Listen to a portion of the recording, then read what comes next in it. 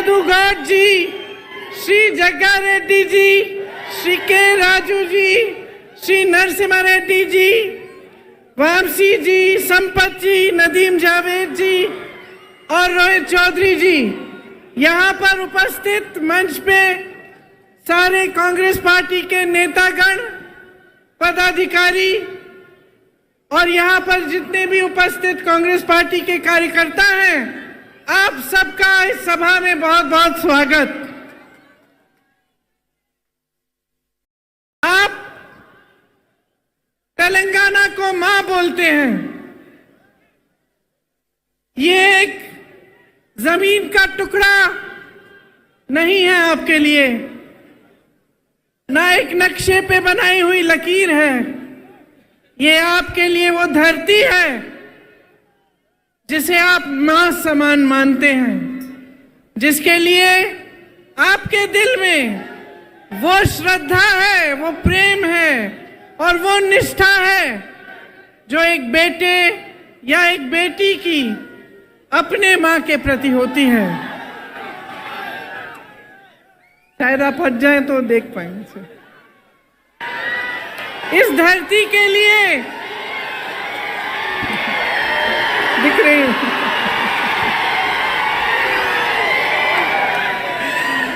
इस धरती के लिए सैकड़ों लोगों ने कुर्बानी दी। वीर श्रीकांताचार्य और सैकड़ों अमर वीरों ने तेलंगाना के लिए एक सपना देखा था और उस सपने के लिए उन्होंने अपना जीवन दिया। मित्रुलारा कोशिश करूंगी। तेलंगाना विद्यार्थी अमरवीरल्लू ए आकांक्षाल कोसम आत्म बलिदानल्लू చేసుకున్నారు। ठीक बोला? उनकी क्या इच्छा थी, उनकी क्या आशा थी?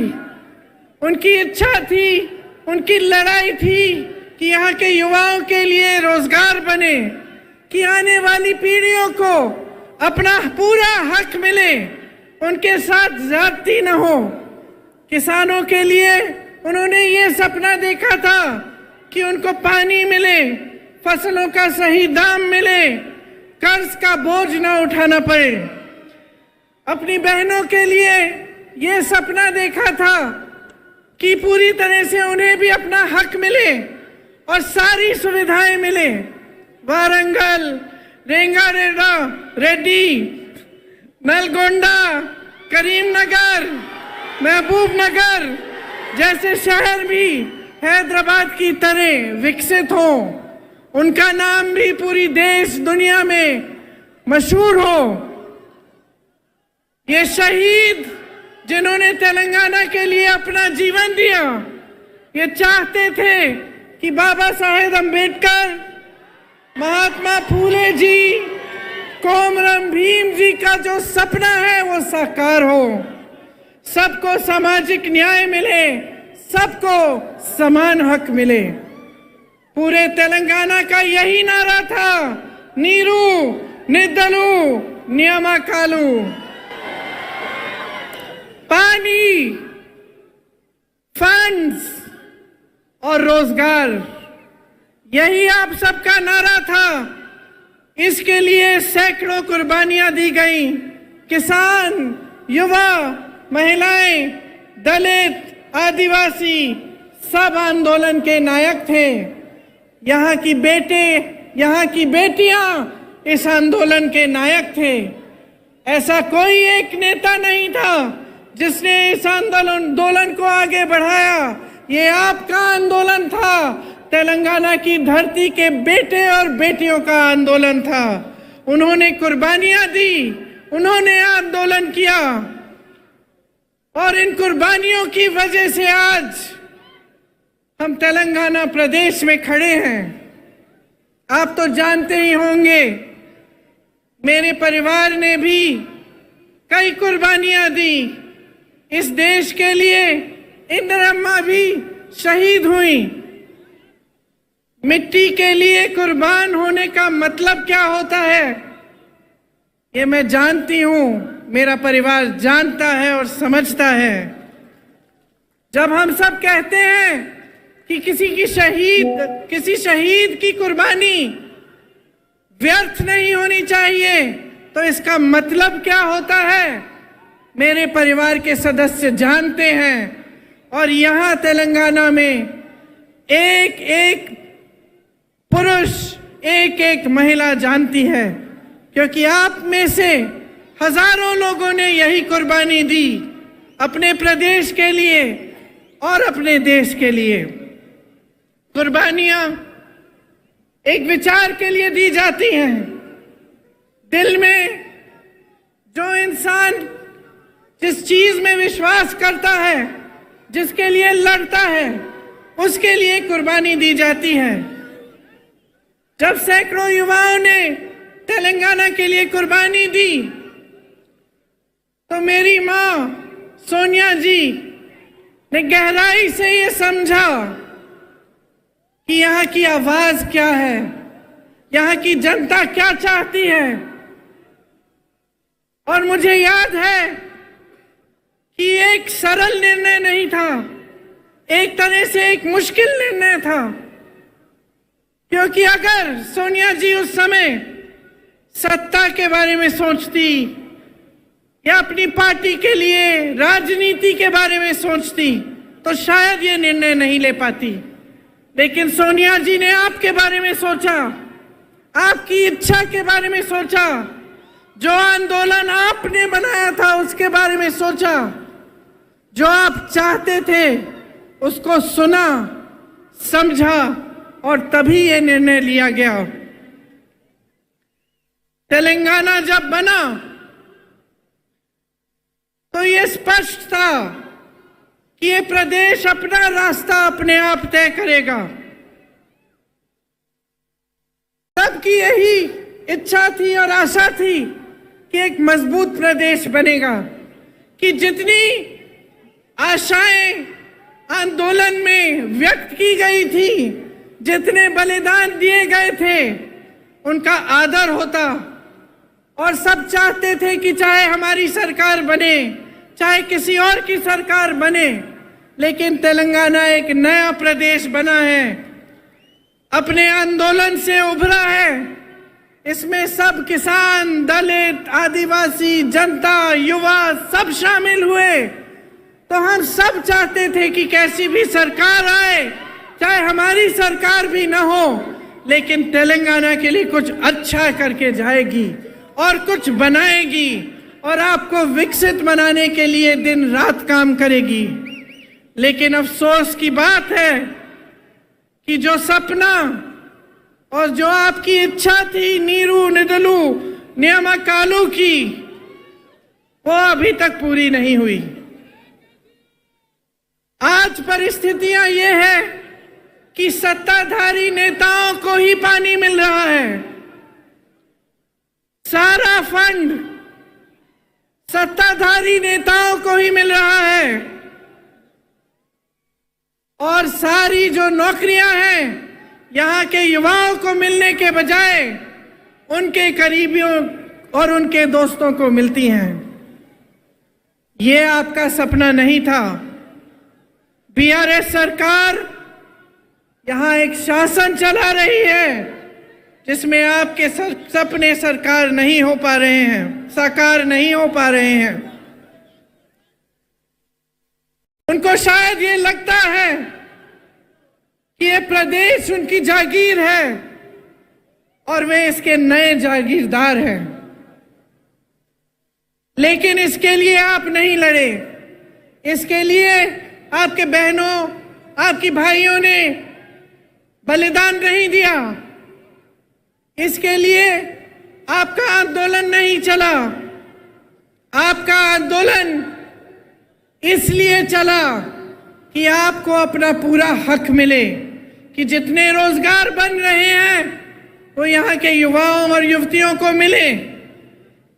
और इसीलिए जब बीआरएस की सरकार ने कहा कि वो आपको कर्ज मुक्त करना चाहती है और ये वादा दिया 2.5 लाख किसानों पर, आज भी 1.5 लाख रुपए का कर्ज है, 2.5 लाख किसानों पर, एक एक किसान पर कर्ज है और आपको अभी तक कर्ज मुक्त नहीं किया है, अपना वादा पूरा नहीं किया। 8,000 किसानों ने 2014 से लेकर आज तक आत्महत्या कर डाली। रोजाना लगभग 3 किसान आत्महत्या करते हैं। केसीआर जी ने कहा था कि हर घर में एक नौकरी देंगे।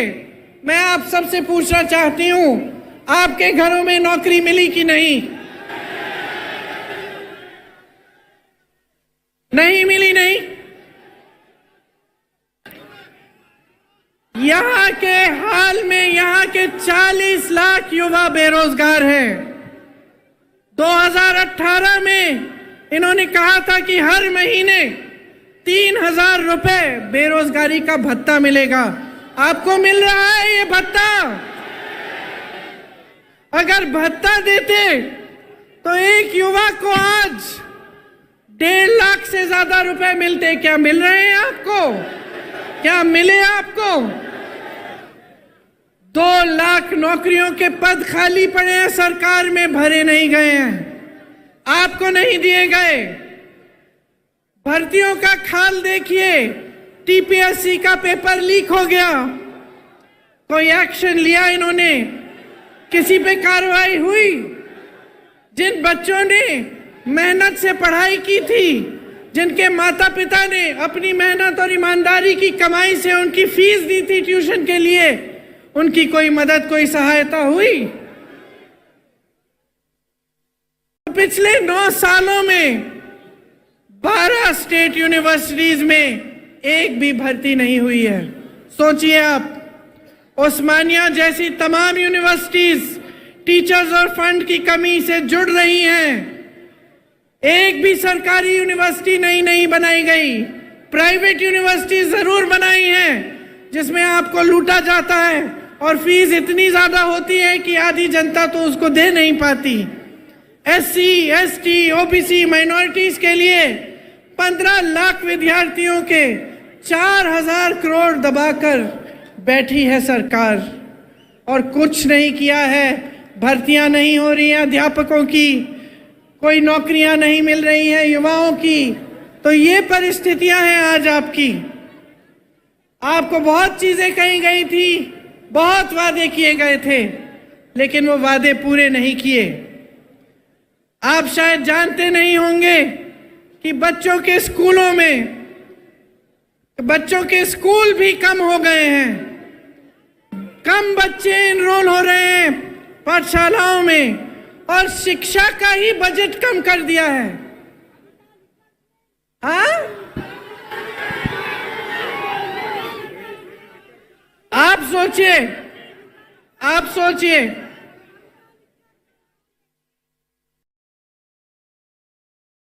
एक व्यक्ति पर कहीं ना कहीं से कर्ज है। हर व्यक्ति के ऊपर हजारों रुपए का किसी न किसी तरह से कर्ज है। आपका पैसा सारा कहां गया? आपकी संपत्ति कहां गई? जो बड़े बड़े सपने आपको दिखाए थे, जो आपकी आशाएं थी, जिसके लिए आपने आंदोलन किया, अपना एक नया प्रदेश बनाया, उन आशाओं का क्या हुआ? आपको एक ऐसी सरकार मिली जिसने आपके सपने तोड़े।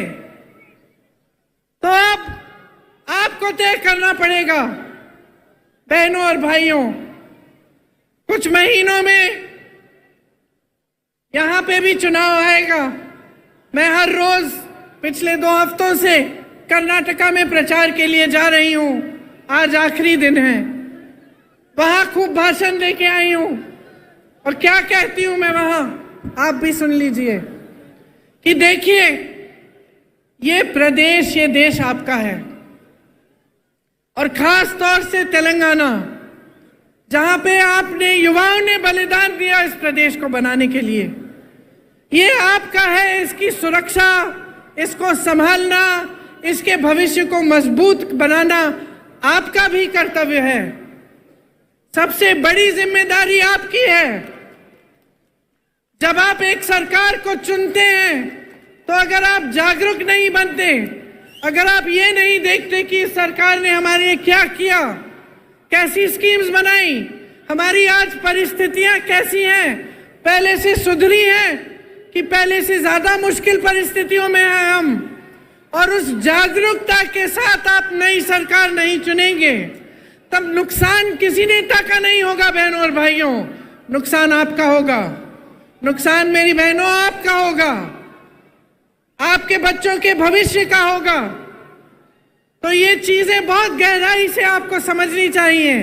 आपने अपना पूरा आंदोलन देखा, आज आप यहाँ पे जब मुझे कहते हैं कि मैं इंदिरा अम्मा जैसी एक नई इंदिरा अम्मा हूं,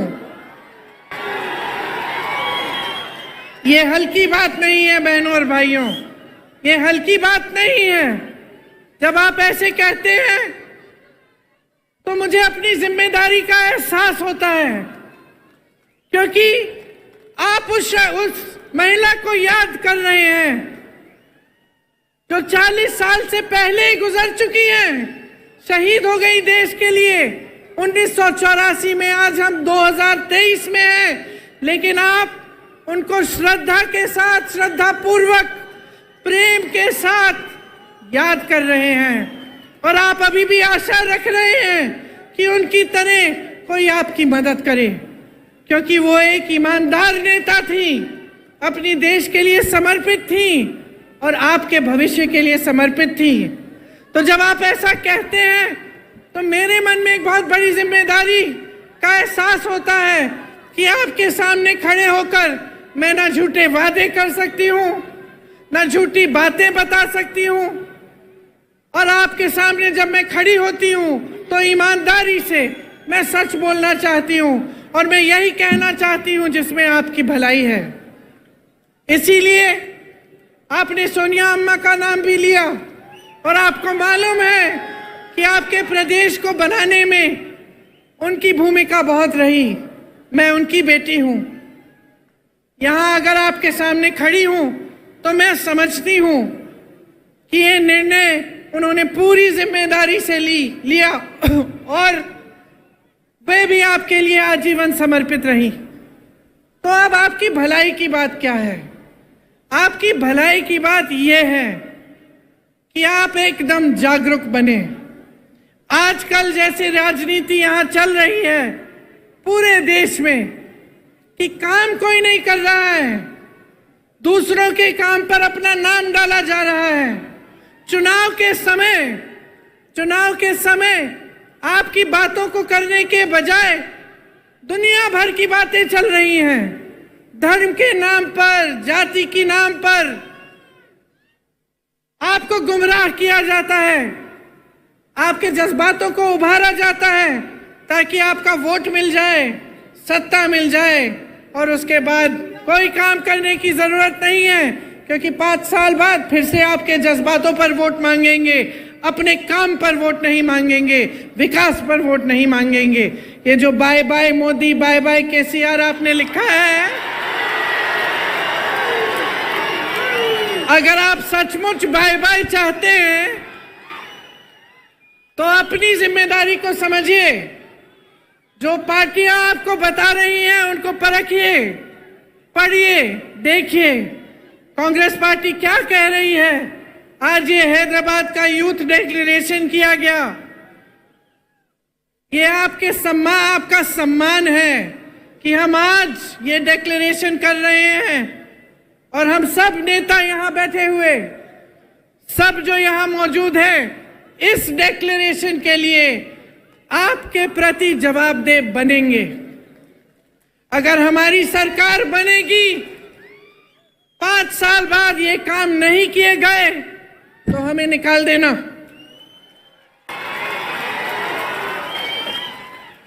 क्योंकि आज अगर हम सब ये इस मंच में बैठे हैं तो आपने बिठाया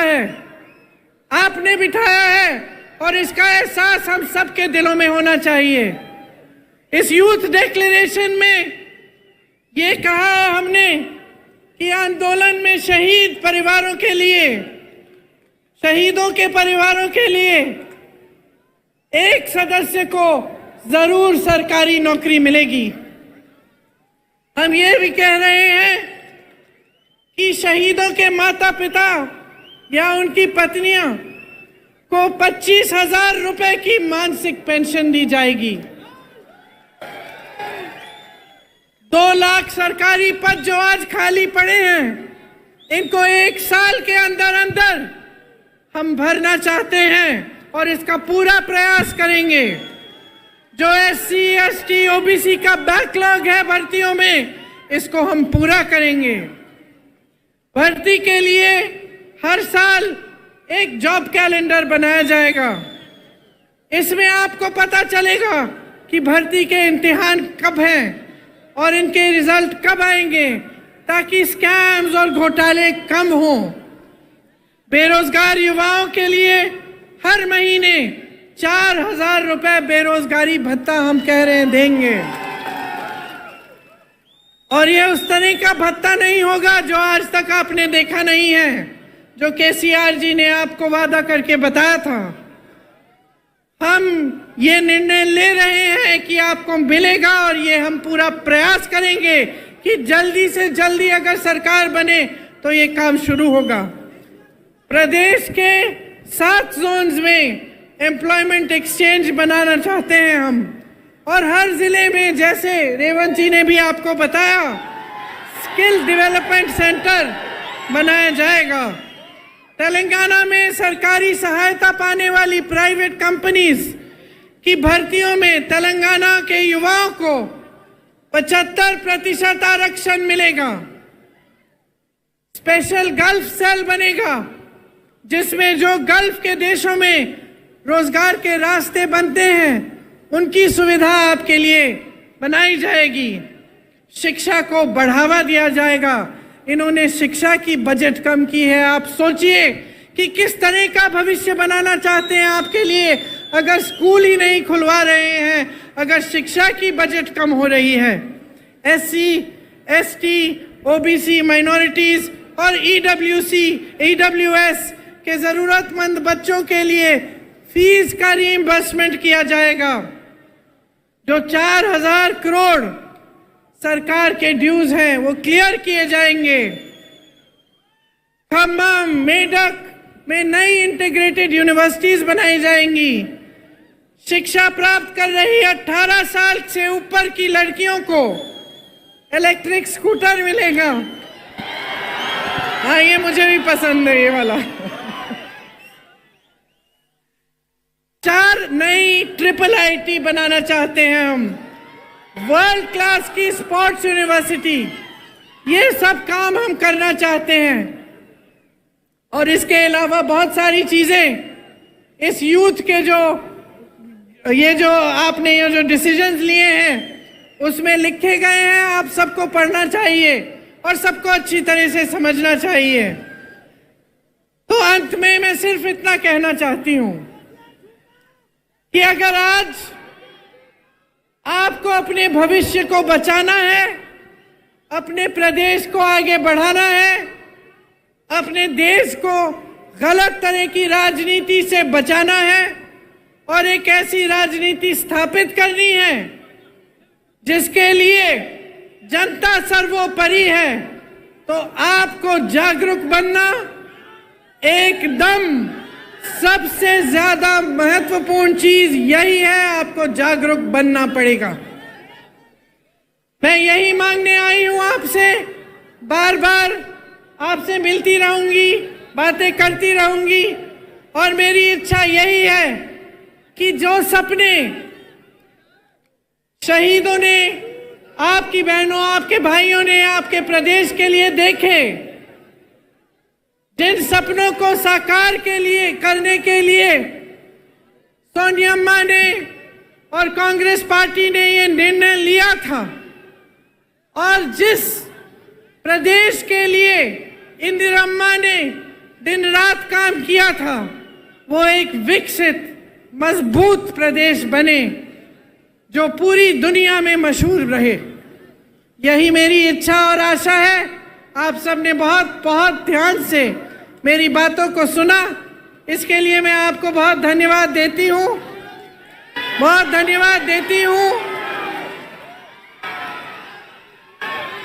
एक बार मेरे साथ कहिए जय हिंद, जय हिंद, जय हिंद। ధన్యవాద్। ఒక్క 2 నిమిషాలు వేచి ఉండవలసిందిగా కోరుతా ఉన్నాం।